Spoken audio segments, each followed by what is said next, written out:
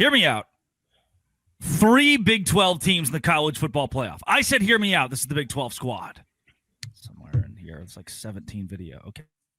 All right, Big 12 squad. Wasn't able to make it today, so I apologize for that. But sorry, wrong video. You're talking ball with the Big 12 squad. From Oklahoma State to Utah, from Kansas State to BYU, from Houston to Texas Tech, it's the local experts of the Locked On Podcast Network bringing you scoops, breakdowns, and the most comprehensive preview of the upcoming Big 12 weekend. Buckle up. It's the Big 12 squad, and we have a seat for you. No hurt feelings and thin skin allowed. Squad up. You're part of the Big 12 squad. Happy Thursday evening. Grab your favorite brew, everybody. Welcome to the Big 12 squad. He stands at 6'8". He's a power lefty, throwing at 96 miles an hour from Stillwater, Oklahoma, where they roll them right. It's Cody Stovall of Locked On Oklahoma State. Christian Rao. It's like how Owen Wilson says, wow. He hosts Locked On Kansas State. Kevin Borba. Don't get blitzed. Don't get blitzed. Locked On Buffs. A lot of tough times over there. JT Westerfield of Locked On Utes is the most hated host 40 miles away from where his favorite team resides. Nick Maravets says a lot and gets paid a whole lot. Locked On Cyclones. Parker Ainsworth of Locked On Cougars will go to the conference championship game, he tells me, alongside Jeff Carr, who will be right there in Arlington. He's the host of Locked On Bearcats, talking all things Cincinnati, Houston, Cincy, Big 12 title. It can happen. And then the mouth of the South, Darian Gray, joining the Big 12 squad. Thanks for making all of our Drake, shows. you forgot your intro. Listen, Drake, why didn't you do your intro? The guy who hosts the Big 12 squad, but threw a temper tantrum when the Big 12 finally gets College Game Day. You forgot your intro. You want to talk about temper tantrums? Have you seen your athletic director? Have you seen your athletic director? We're going to start on the whole temper tantrum thing. Locked on BYU and Locked on Utes at it again. Finally get College Game Day, and all our Locked On Big 12 squad show does, or Locked On Big 12 does, is talk about how it's such a bad look that they aren't going to Texas Tech and BYU in a more elite matchup. But that's a different week. I'm just saying this week it feels like they're pitying us a little bit, and I don't like the optic. The college game is like, oh, I guess we got to go there. They should have gone. Was the North Texas game, the one-loss North Texas game this week against undefeated Navy? But to be fair, Drake, Eric Morse is probably an SEC coach next year, so I'd really just be previewing things. I do Willie think Fritz though this is as well. Willie Fritz. I do think though this is evidence that bullying works, right? Like that's what this is. Bring it back, Parker. Is that what you're saying as an educator? Saying it worked. Baby. We have been bullying them for weeks on end to finally come to our conference, and they did, which is great. And I guess I'm glad to see them. Hear me out. BYU finishes 11-1. Their one loss is Texas Tech. Okay, I know me saying BYU should lose a game. All right. Texas Tech 11-1. Their only loss is Arizona State. They're out of the equation altogether. Houston is already going to win out. They pretty much play no one down the stretch. Sorry, Darian. I think TCU is somewhere in there. Before you say that, I was listing off all of Houston's opponents and forgot TCU. Yeah, they're like 11-1. They've got an opportunity to go 11-1. In that case, BYU loses the tiebreaker and sits at home. Texas Tech plays Houston. Now, this will have to happen. Texas Tech will need to lose to the Houston Cougars. Houston's in at 12-1. Texas Tech 11-2. SMU situation, they get in. BYU 11-1. You can't keep a good bear down. 3 Big 12 teams, college football playoff. Hey, Jeff, good to see you. Go Bearcats. I love that. I am just so happy people keep counting out the Bearcats. Keep on doing it. I'm sorry that I want 3 teams in, and this is the scenario where I get it. I love this scenario. This is fantastic. This is the best scenario we could have. I think we should rig this. Are we? Can I ask a question that's kind of? I've recently gotten into mead. Anyone ever had mead? It's ferment. It's honey fermented wine. I think. Is the Locked On BYU 2.0 host allowed to have mead? Is that a thing? I think mead's classy enough for the Cougars community. I believe. So mead is a very sweet thing that's going on here, and I've had enough mead to ask this question and need some help in answering it, and to allow you all to influence my brain. Are we good enough to win a college football playoff game? Win a game? Yes. Last year, Arizona State almost beat Texas. I think they're good enough to win a game. True. Win a championship. But if you look at the current top 12, BYU or Texas Tech, Houston, namely like a BYU or Houston, if they're the representative of the conference, would they be good enough to beat on the road Georgia, Alabama? I mean, Florida State. Yes. I think it's Washington State almost beat Ole Miss. it's really hard to go on the road in the college football playoff. I feel like with a team that elite and win in their house, that's where it's going to be tough. I think that's why the closest we got last year to a lower ranked team beating a higher ranked team, or I guess they weren't even lower ranked, but the upset was Arizona State with Texas, neutral site. I think it's really hard to go into another top ranked team's house and get a win. If BYU were to win out, would they host? Like if they cleaned out and they were top 10, they wouldn't be top 4. 5. Yeah. Maybe number 5 or 6, probably. If they go 13-0, I still don't see them being top 4. You don't think so? Undefeated? No, the playoff committee is not going to like us like that. They don't. If you're an undefeated team, they don't F with us like that. This is where we question if the playoff committee values the AP poll or not, because if BYU is undefeated and they purposely have them at, say, 10th, like the AP poll does, which if you look at some of the AP poll voters, it's like they're just throwing darts at the computer screen and hoping whatever hits. But like, you don't think that the committee should like throw away sort of the AP poll rankings and start fresh? But they won't. Right, they should. But they should. I think they'll use the AP poll to start. The other part of that equation is that you have a real. Prove it if they did throw it away? Like, what would it be? Would BYU be higher in the standings? Like, they should be higher than Georgia Tech. I think resume-wise, they should be higher than Georgia Tech. But would that be the proof to say that they wouldn't look at the AP? They're starting from scratch. Would that be the? I would like to have a conversation with Maximilian Rhodes, the athletic director at Baylor University, who will head this committee. By all intents and purposes, and everything I'm hearing from Waco right now, he's a complete idiot. So this could go south for us. Hey, he's not going to have any bias on the committee, that's for sure. He's actually going to have a total bias, probably against the Big 12, and soon to be his former employer, the Baylor Bears. Go, fight Bears. What's going to be interesting in Drake's scenario is that you really do have a situation where you get 5 undefeated conference champions, right? Like it's very possible that all 5 do. It would be unprecedented for them to have an undefeated team who's a Power 4 team and not put them in the top 4. I just don't think even like a one-loss Indiana, Ohio State, whoever would be, I don't think they would shaft BYU like that or any team. I just that would be insane if they went to that degree. The same committee that left out undefeated Florida State wouldn't put BYU in the top 4? Right. That was different circumstances, right? With the backup quarterback getting hurt. I'm just saying if BYU stays healthy, I don't see that happening.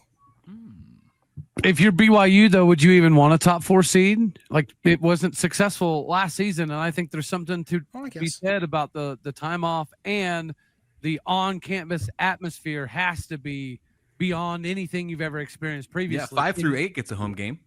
What's up? Mm-hmm. Yeah, 5 through 8 gets a home game. Right, BYU gets a home game. 5 through 8 is better than 1 through 4, for sure. Yeah. That's what last year would bear out with. Yeah, because the number 8 team won the national championship, right? Yep. I wish Hatch was here, but I would be curious to see what BYU fans would think of that. But okay, if Houston Level's not here, so Parker, would you prefer if you were to end up the rest of the season in a 1-4 scenario, or would you prefer a 5-9 so you can have that at home? Well, I would point out, like we talked about when Texas Tech came through Houston, that if like we matched up with A&M somehow in that first round game, A&M would probably have a pretty large presence. Therein lies the issue. I don't know if Houston playing at home is going to bring in a lot of Houston fans. And admittedly, I'll say it again. I said it back then, but if you weren't listening back then, the city of Houston has alumni from all of these fan bases, and there's a lot of SEC and Big 12 schools that like their largest out of home market fan base is in the city of Houston because it's just that big. I mean, it's the biggest for Tech, it's the biggest for TCU outside of DFW, it's the biggest for Oklahoma State. Like a lot of these schools have their big fan bases outside of their hometown in Houston, and so like it's their chance to see their school. A&M is also less than an hour and a half away, so like that's not that far away. Even if you win the conference, there's not a guarantee that you get a top 4 seed. Like, right. It kind of feels like if it's not changed this year. Yeah. Sorry, Jeff. Go for it. It kind of feels like if it's not BYU, then it's not going to be a home game. Like, because there's not going to be a one-loss Big 12 team that gets a home game in the college football playoff. I think Texas Tech, if they go 12-1, would they'd be that 5 to 8 range probably. Who's their quarterback? Well, and they could blame they could blame the one the backup quarterback, right? We talked about Florida State. They did qualify that, right? I think Texas Tech has. That's weird because Utah gets to blame entire seasons on backup quarterbacks, so we can give Texas Tech a game. When you're in every single game and you're trying to figure out why you're losing all these games by 3, I think quarterback is a fair place to start. Weird. I watched the Colorado-Utah game last year. I didn't know you lost by 3. That's the only one that got out of hand. Well played, sir. That was the only one. And it was still a game in the fourth quarter.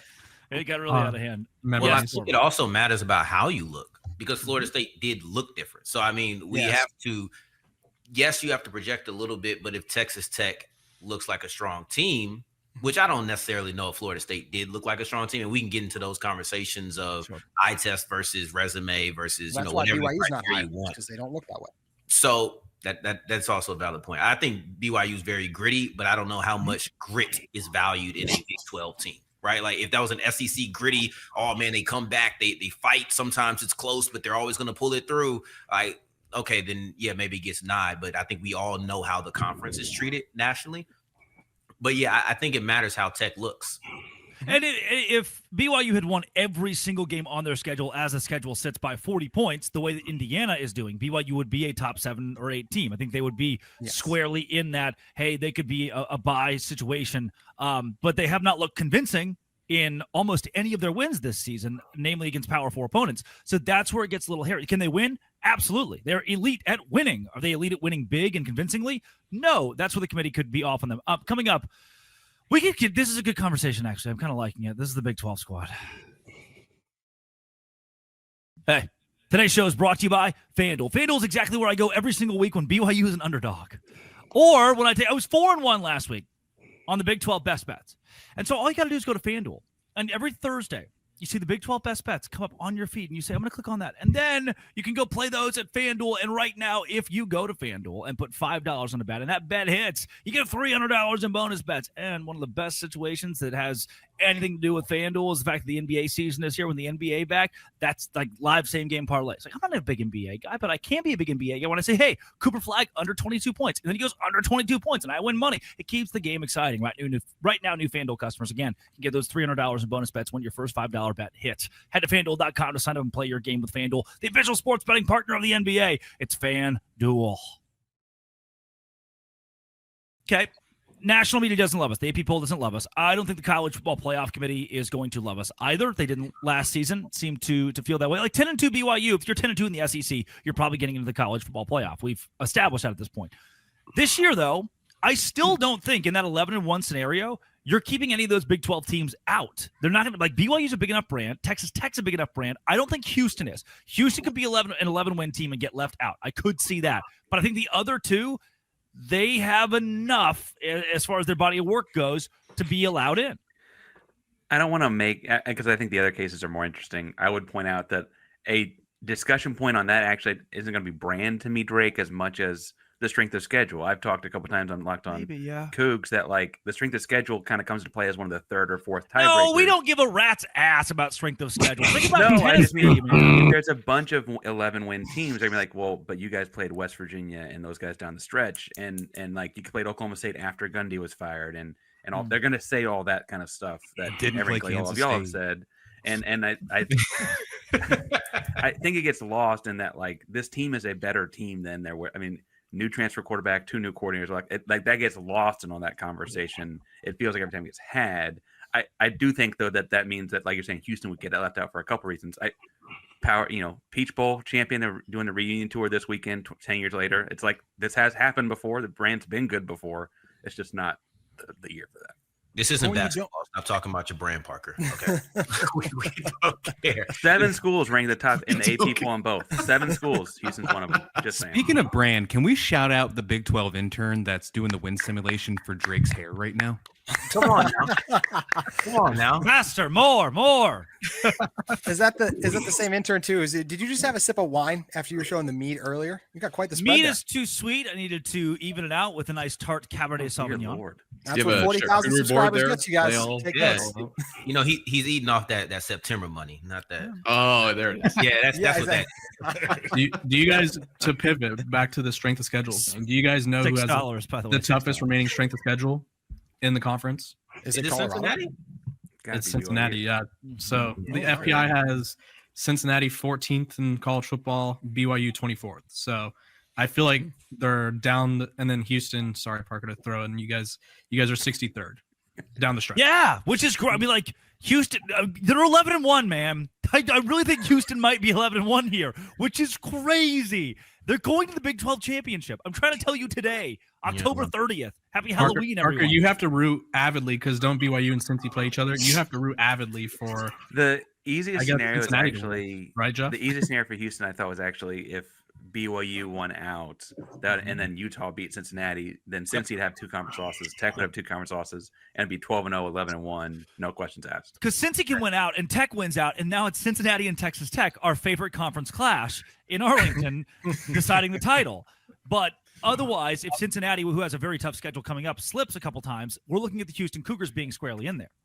But could that be the script, though, Texas Tech and Cincinnati? Because the easiest Patrick Mahomes, Travis Kelce, Taylor Swift shows up to the Big 12 championship game. I like what I you just figured it out. Do the wedding in Arlington, sponsored by Dr. Pepper. Gary Jones can officiate. Everybody run the FanDuel. We're gonna cut what Jeff said. No, we're not gonna. We're all gonna be rich, okay? Because that works out so well. Let's ask Chauncey. Let him cook. Colorado What just happened here? I think he just figured out the Matrix. and he's wearing his 13-0 shirt. Okay. Yeah. What most importantly, what he's wearing is the perfection. Basically, what that. Yeah, but you guys can't see the year. It's actually when referencing past success can sometimes be a bad omen for this week, Jeff. Though it's fine. Is he onto something? Is he onto something? Let me throw this to you, right? Because we talked about could 3 teams get in last year. I've always, because believe it or not, when I first joined TCU, it actually was a thing that maybe they would make it to the college football playoffs. I know it feels like a long time ago, but it was a thing that I broke down, and it was basically 1 independent, Notre Dame, 1 G5, which obviously 3 SEC teams, 4 Big 10, 2 ACC, 1 Big 12. What changes to get you to 3 Big 12 teams? Because that's 2 up. That means 2 have to drop. So what are the changes that occur? Notre Dame is already at 2 losses, and they don't have a conference championship to I took them out. Notre Dame will get in if they don't lose another game, though. I mean, are we doubting that? So? But 11-1 Houston or 10-2 Notre Dame? Who's going in? They're like right now they have Texas. The AP poll does. They have Texas Tech right below Notre Dame, but Notre Dame has 5 games remaining against Boston College, who's terrible. Navy, I mean, the truth, you never know. Pitt is pretty decent. Syracuse and Stanford, which is a rivalry game. So they have a lot. They could lose like an upset game. Like they're not. And then we can't let them in at 9-3. No. I think 3 losses should be no is like 3 loss teams that get guaranteed the bottom for the playoff. Where does the playoff committee meet this year? It starts next week. That's all I know. Boardroom somewhere where they don't watch the games. I don't know. I'm just seeing if it could be in Savannah. I think they've met in Savannah before. I'm just trying to prepare myself to see if just like. You gonna go talk to him? Put in a word. Hey, Drake's been on ESPN some this year, so use some of that ESPN poll, Drake. No, I could go just give Mac Rhodes a good firm handshake and a hug. I'm sure he's a see big how he's fan. doing. Are they the most disappointing team in the Big 12 this year, Baylor? Christian Rao is here. He's literally right there. Hey, we won the Sunflower Showdown. Okay, we're doing okay right now. We're feeling okay. We don't have in a row. a certain locked on Big 12 family of hosts whose father would be on any said playoff committee, do we? Not this one. Not this one. That would have been good. Pause there. What if Corbin just whipped out like, yeah, my dad is? Yeah. He's not driving truck anymore. He's on the committee. He's out there. He's like he is petitioning for 3 Big 12 teams is what he told me. Big 12 definitely matchup this better weekend. decisions. Cincinnati and Utah. Jeff Carr versus JT Wistersill in maybe America's game of the week. College Game Days there. Is that normal? Locked on Big 12 squad. Today's show is brought to you by Mazda. There's a reason I drive a Mazda. That's because I saved up a lot of money, enough money. I bought a Mazda because they deliver confidence with every ride. More IIHS top safety pick awards than anyone else. From footwork to breathwork, athletes sweat all the details. Mazda brings the same intention to how they craft every model. Feel Japanese craftsmanship in every detail, from the metallic accents to available Napa leather upholstery. All-wheel drive standard in every crossover SUV. You can drive with confidence through almost any season. Like our players, we sweat every detail because when you make every move count, impossible becomes irrelevant. Mazda, move and be moved with Mazda. Big 12. It's interesting to me. Houston, BYU, and Cincinnati have kind of bumped out the Oklahoma State, Kansas States of the world, the Iowa States, the guys who've been TCU, the kids who've been here. Now it's the new schools from the American or the independent ranks who are running the Big 12. And a Pac-12 school versus an AAC school hosts College Game Day this week. Is this overall a good look for the Big 12? I think it absolutely is because you finally get a game day, right? Or and the teams that you're adding that many people poke fun at are like actually contributing, right? Like everyone when they were like, we're adding Cincinnati. Well, not Cincinnati because they were coming off the playoff, but Houston wasn't looked at so fondly as a Big 12 addition, if I remember correctly, right? Parker, would you agree with that? Yeah, and we all thought it was crazy because we had just played Cincinnati in the conference championship game, Right. and like they beat us pretty handily. But like I would point out, like we'd had a pretty solid season and a Final Four run, and again the dual sport thing. I would point out that I also think though it's interesting that if like you put a burnt orange logo on Cincinnati or put that Sooner maroon on BYU, and those both top 4 teams, like this does feel like the brand that Drake is alluding to. Like we had to bully game day into showing up to this one. We did question what Cincinnati did. What were they giving us lately in the middle earlier this season? We did have the narrative, like other than them making the college football playoffs before they got to the Big 12, what were they giving us? So until now, we really didn't have any kind of love for Cincinnati, but that's definitely changed over the last couple of weeks. Mm-hmm. I mean, Scott Satterfield began the season on the hot seat, and he rightfully should have been. His first 2 seasons here were horrible. But I will say, like, the continuity of his coaching staff and the talent that he's kept over, like, it's all come to a head. And I think we're finally seeing him being able to put together a winning ball club such that I just made sure that the Bearcats are going to cover 8.5 this week. Guaranteed. Ask Kevin, ask Locked On Buffs host down there how that goes coverage spreads up in Salt Lake City. Were they close? And then, yeah. I think at one point the spread on the live bet was 50.5. That's how. We're going to talk about all this betting though, and no one's going to mention that they pushed back college athletes being allowed to bet on pro sports given the last 10 days. I mean, that was such a bad decision. The NCAA's timing was. Colorado alumni Chauncey Billups, Houston alumni Damon Jones, very involved in that whole thing. Big 12's all over this one. I played poker with those guys so many times. They're good dudes. They're good dudes. Yeah, Never that's won. where the paycheck went. That's for the paycheck, not the mic flag. That's where the paycheck went. There you go. Those tables were so nice; you could see your own reflection in them. It was awesome. You had the right glasses on. Yeah, I think that was a bad decision by the NCAA. I mean, you could use that every year for everything, but I think they should repeal that. But we already had Iowa State legend Hunter Deckers get in trouble, did we not? Yeah. And John Mateer, who was just having a joke with his friends. Allegedly, it was a joke, Drake. They put dates and everything, but it was a joke. Hey, you guys mentioned earlier, though, about, yes, we had to bully them to get here. But at the end of the day, the fact that Game Day is not going to a Big Ten or an SEC site, I think is a win for college football, no matter how we had to do it. Because they could have gone to Austin for Vandy, Texas Vandy this week, and they're going to another Big 12 ranked matchup. And I know, look, there's I know how you guys sometimes feel about Utah fans, but at the end of the day, it's a win for the Big 12 that Utah and Cincinnati are going to be involved in this. And it's no different. If this was Houston, Cincinnati, they would have gone there because that's another ranked matchup. So I'm glad they're giving another Big 12 team some shine here and just another school some shine. That's not one of the big or the Big 10. So they did go to undefeated Houston and Texas Tech earlier this year, though, and I think that we really lucked out that Penn State sucks because Penn State Ohio State's also this. Oh, I do agree with that. That was 100% going to be the game. That's their big noon. That's big noon, though. I feel like they've avidly tried to avoid that. This year, the big question that I have for this one is it worth it to the Big 12 if you get Game Day for this matchup, but lose it next week for BYU and Texas Tech because ESPN says we just went there? I think of the two games, it's probably not – the juice isn't worth the squeeze if you're going to forfeit next week's opportunity to get this week's opportunity. I raise you I agree. I raise you in a couple of weeks, BYU winning for the next couple of weeks and going to Cincinnati undefeated. And a one-loss Cincinnati team coming off a win over Utah and Arizona, in which they will host BYU and they will host Game Day for the second time in 4 weeks for a Big 12 school. He's done it again. It's true. He's cooking. But I think there's one big story missing there, and like Cody Campbell is a national conversation, and they don't get that if they don't go to Tech. And the game's being played at Tech. Like, Cody'd be on stage with them, I'd assume. Oh wow, yeah, right. true. Like that would have been big. He's going to talk about his bill or whatever he's trying to get. Well, they can still get it. Why are we acting like it won't happen next week? It can still happen. And JT's exactly what's going. Is like it doesn't have to not happen. Next week is fun. We're all assuming it's not happening. I'm looking at it. Yes, last there are no good games next week. There's one other ranked matchup, and it's A&M at Missouri.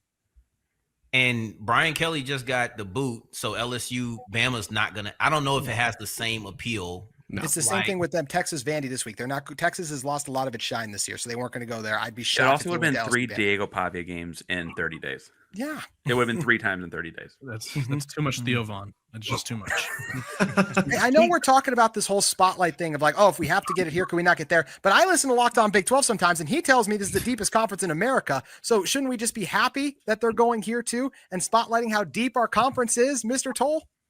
I mean, that's the #1 Big 12 show in America. Yes, it is. Million views in October. I'm looking right now, even at like the FCS slate, just to see if possibly they'll do one of those things that they do. I love when they go to the FCS, by the way. I think it's a really cool little addition. Did it last week. Yeah, perfect opportunity. Could have done it this week. Maybe they're in Beaumont, Texas for Lamar and Southeast Louisiana coming up next weekend instead of going to BYU. You do not want them in Utah. You are hilarious. In the middle of me looking through the games in the FCS to see who does play and if there are any good matchups, which there are not, luckily, I'm reminded that Ole Miss plays Citadel coming up. And it's one of those great reminders of how suck their conference is, and how infuriatingly suck. Respect the fake troops. Citadel is like 3 hours away from me. I could go to the Ole Miss Citadel game, root for my Bulldogs. It's in Citadel? Is that Citadel? No. But I could go to Ole Miss. Citadel. Yeah. Samford is the Bulldogs. It doesn't mean Citadel can't be. I think. No, I know. I think they are. I'm going to make a hot take that I think is going to suck for us. But if Navy beats North Texas, the game that I think that College Game Day should have went to, although I'm glad that there's a Big 12 going. If Navy wins, they're going to go to Game Day in Notre Dame. Oh, damn it, they are. Because they're like historic rivals too, which I mean, it kind of makes sense, but it kind of doesn't. That's not a top 15 matchup. That's be a top 15 just to watch Notre Dame beat them by 50 again. I think we should just give props to Utah for getting this game because I think it's a big moment for Bryce Eccles Stadium.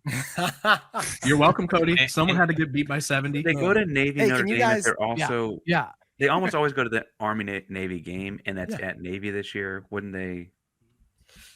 Oh, if they miss Texas Tech and BYU next week, the week after that, there's Oklahoma State, Kansas State. So we'll be fine, guys. There we go. There you go. Kansas State, fresh off a win against Texas Tech. Yep. Yes. Against Oklahoma State, who might hire their coach that same week. And do you know College Game Day has come to Salt Lake more times than Oklahoma State has won a Big 12 game in the last few years? What? Hold on, TV. Run that again. Say that again. College Game Day after Saturday will have come to Salt Lake more times than Oklahoma State will have won a Big 12 game. Oh, that's a cute story. Let's hopefully see you guys represent at the Bryce this weekend. Thank you. Nothing can hurt him. He has not won a Big 12 game since 2023. I know. And I'm drinking cute ass beer. So wait, but Cody, there's undoubtedly been good game day moment. I think, and this is not to, I think Houston's actually got the best game day moment because it's where he tosses the SMU megaphone and says on screen, right? You remember that?